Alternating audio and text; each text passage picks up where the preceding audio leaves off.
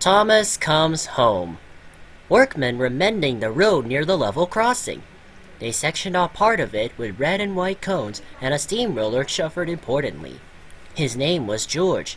He was a most unpleasant steamroller. "Railways are no good," he grumbled. "Turn them into roads." "Nonsense," said Daisy one day. "No one can reach the villages in the valley without our railway." "I'd build a road along your old tracks," said George. "Nothing to it. My mates have done it all over the place." Daisy told Percy and Toby what George had said. Toby was worried, because he knew George was right. "The Fat Controller wouldn't allow it," he said, but he wasn't convinced. Daisy was reassured, but she was careful to do nothing to upset George, just in case. Then something happened which made them forget all their worries. Daisy was at the platform when the station master came to talk to her driver. He had a letter in his hand. "Thomas is coming back next week," he said. The engines were delighted, and so, of course, were Annie and Clarabelle. "The Fat Controller is holding a welcome home celebration at the junction," Daisy told George.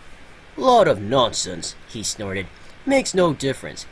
Your railway will be a road before long, you'll see." At last, everything was ready. The engines and coaches were to go to the junction, and Daisy was to come last with a special train carrying the station masters, Mr. and Mrs. Kindly, and other important people. Daisy set off happily from the top station. She stopped at the station near the level crossing for her last passengers.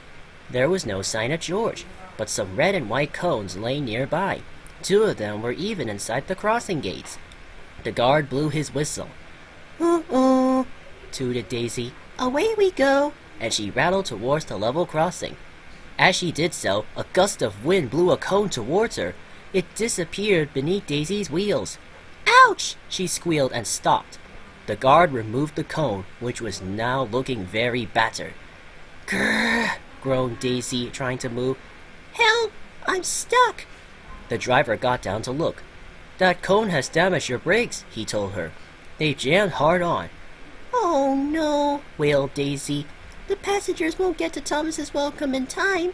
Why can't that stupid George clear his rubbish up properly? I bet he did it on purpose." "Can't be helped, Daisy," said her driver. "We'll do what we can." A fitter came, and the men worked hard while Daisy stood and fretted. "We're going to miss Thomas. I know we are," she fumed. But at last the job was done, and Daisy set off with a roar. As they neared the junction, Daisy could see a big crowd on the platform. She heard a cheer. "Oh dear," she groaned. "We're too late." "No, we're not," said her driver. "Thomas isn't here yet. It's us they're cheering." Just then, the signal alarm dropped and a familiar whistle sounded in the distance. Thomas came into the station.